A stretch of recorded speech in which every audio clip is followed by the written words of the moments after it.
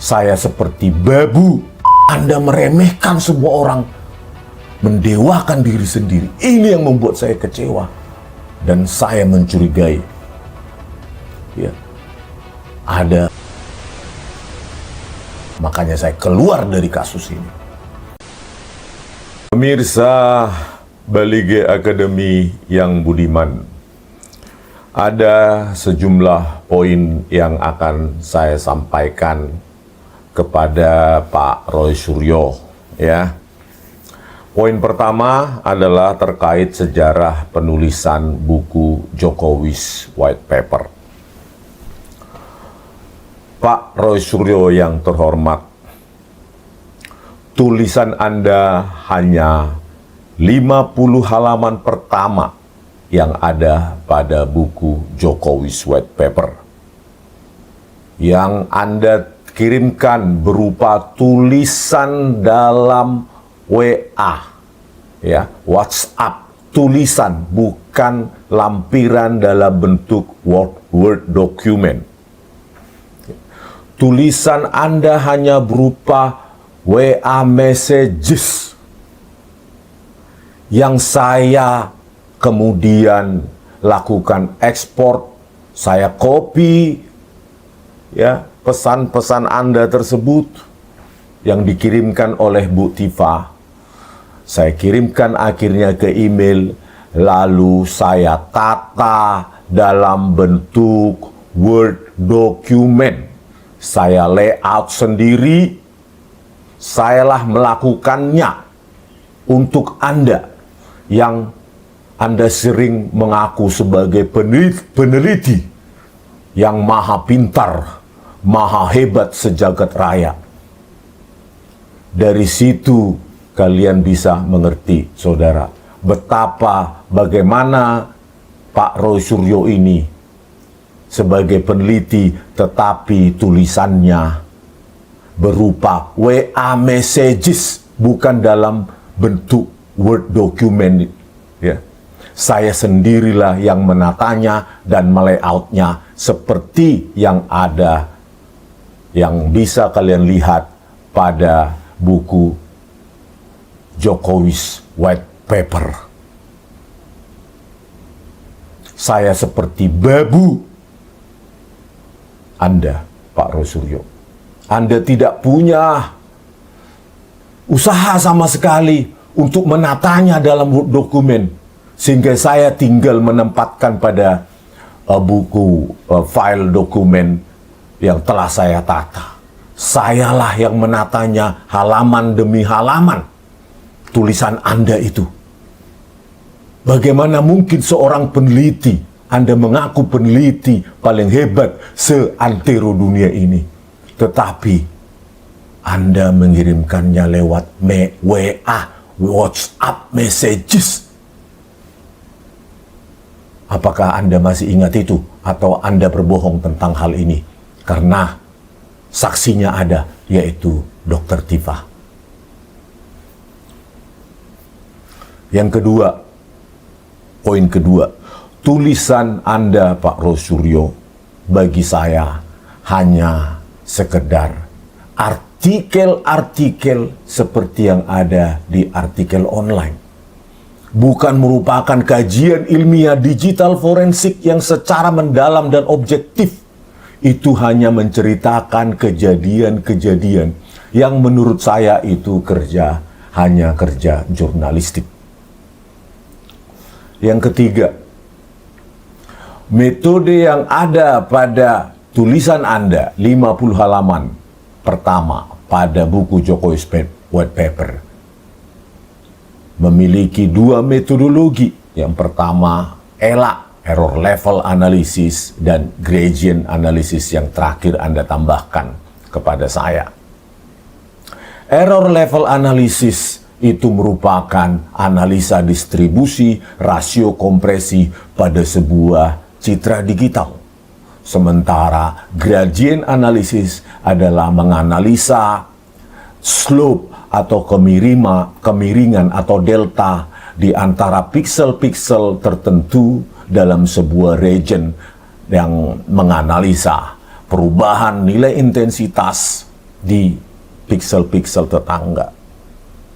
Apa yang Anda tuliskan hanyalah sekedar produk atau output dari software yang Anda gunakan, yang tidak Anda jelaskan bagaimana parameter tuning itu dilakukan, bagaimana threshold itu Anda lakukan. Disinilah tidak adanya nilai keilmiahan, yaitu hanya sekedar memasukkan citra digital masukan ke dalam sebuah software, lalu Anda katakan itu ilmiah. Karena saya yakin Anda tidak memiliki pondasi matematika yang menjadi dasar ilmu digital image processing, yaitu matematika teknik, matematika numerik, ya, atau analisa numerik, sistem linier, sistem tak linier, diferensial, matematika lanjut, dan lainnya, dan lainnya.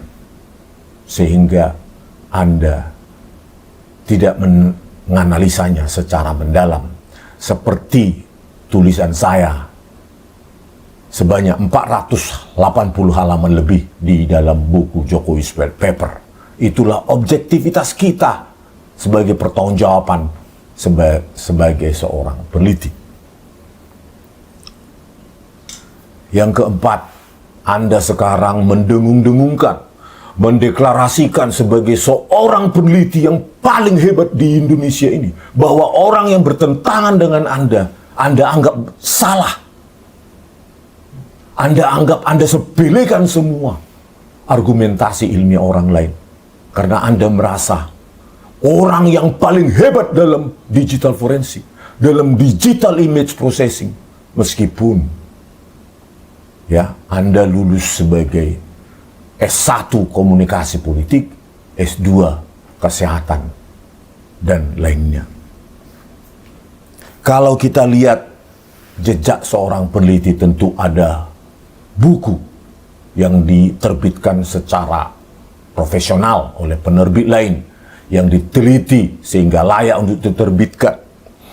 Ada jurnal, ada paper, ada book chapter, dan jejaknya tercatat setidaknya di dalam Google Scholar. Anda sebagai peneliti yang merasa paling hebat saat ini tidak memiliki jejak itu satu pun. Tidak ada buku, book chapter, jurnal yang tercatat dalam Google Scholar Anda. Tetapi Anda meremehkan semua orang, mendewakan diri sendiri. Ini yang membuat saya kecewa. Dan saya mencurigai, ya, adanya afiliasi politik. Makanya saya keluar dari kasus ini. Anda mendompleng tulisan saya 480 halaman itu. Ini yang saya tidak suka.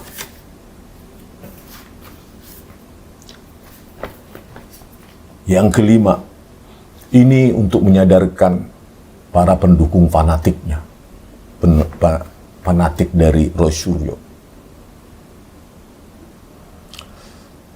Saya mengatakan, Pak Roy Suryo, janganlah sesatkan mereka dengan narasi Anda, dengan popularitas Anda di media sekarang, ya, karena itu akan ditelanjangi di pengadilan. Karena Anda tidak pernah memiliki sejarah menulis tulisan ilmiah yang bisa dipertanggungjawabkan. Anda hanya bernarasi, menggunakan software, langsung merasa paling hebat. Jangan sesatkan publik, Pak Roy Suryo. Sadarlah. Jangan serang semua orang yang tidak berpendapat sama dengan Anda. Yang keenam, track record dalam penulisan buku JWP yang 50 halaman itu milik Anda. Yang Anda berikan lewat hanya chat messages yang tidak terstruktur dalam buku, seperti buku. belajar dari kejadian itu. Saya sangat tidak percaya Anda memiliki kompetensi untuk menulis buku Gibran Black Chapter ataupun apapun tentang itu. Karena Anda tidak punya histori dalam menuliskan buku, Pak Rosuryo.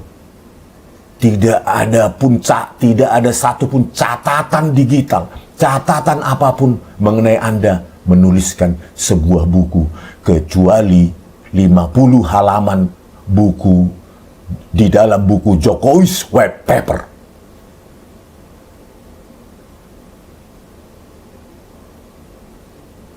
Yang ketujuh,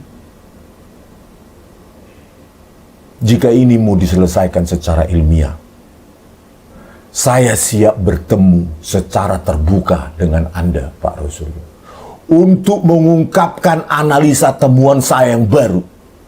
Bagaimana saya memasukkan variabel geometri, variabel pencahayaan di dalam analisa-analisa saya yang menjadi pembaruan dalam analisa saya yang 480 halaman itu tersebut. Ini membuktikan bahwa saya tidak bias sebagai peneliti, tidak didrive oleh kepentingan politik apapun. Itulah yang saya terangkan kepada penyidik. Ayo kita bertemu secara terbuka. Kita tunjukkan kepada publik bagaimana kualitas saya, kualitas Anda, dan yang lainnya, para peneliti lainnya. Itu yang paling bermartabat, yang bisa kita lakukan. Jangan menyerang sana sini dengan gaya buka baju, ada kaos, gak lucu, Pak Rosuryo. Sekali dua kali mungkin lucu, tapi orang lama-lama muak dengan perilaku Anda yang mengaku sebagai peneliti yang paling hebat, yang diglorifikasi oleh para pendukung fanatik buta Anda.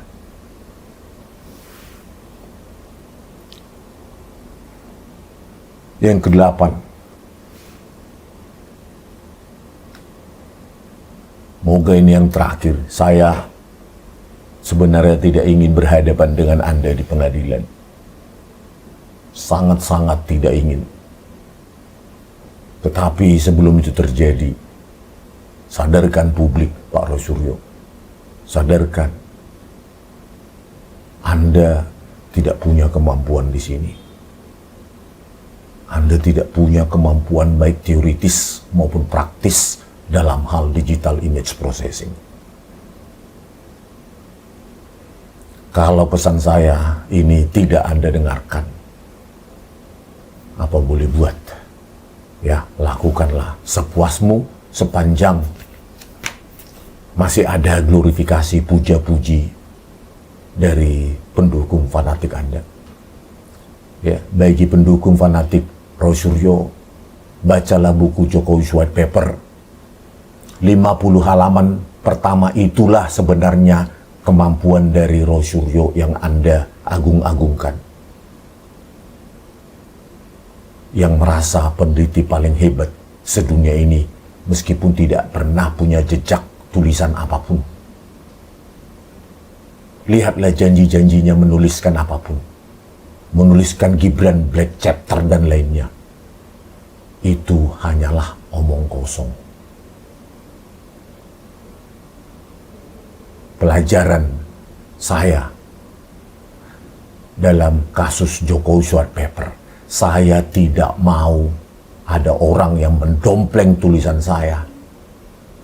Ada orang yang merasa paling hebat, ternyata hanya menyuplai data dalam bentuk chat, WA messages, dan di luaran sana dia mengaku orang yang paling hebat. Orang yang paling analisanya yang perlu didengar dari televisi ke televisi sampai 2-3 kali, kehausan popularitas.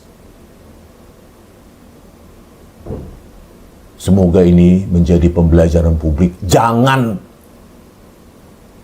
penelitian itu dikapitalisasi, dipakai oleh kepentingan-kepentingan politik Oleh karena itu saya keluar dari kasus ini karena saya mencium aroma politik yang sangat bau busuk. Politik yang sangat bau busuk. Bagaimana tulisan saya dieksploitasi untuk kepentingan mereka. Bagi kalian yang tidak percaya, saya hanya mengatakan, terserah. Kita akan lihat di pengadilan, apakah Pak Roy ini seorang peneliti, apakah hanya sekedar pendompleng dari kasus yang sedang populer. Terima kasih. Semoga ada yang sadar, kalau tidak sadar pun who cares.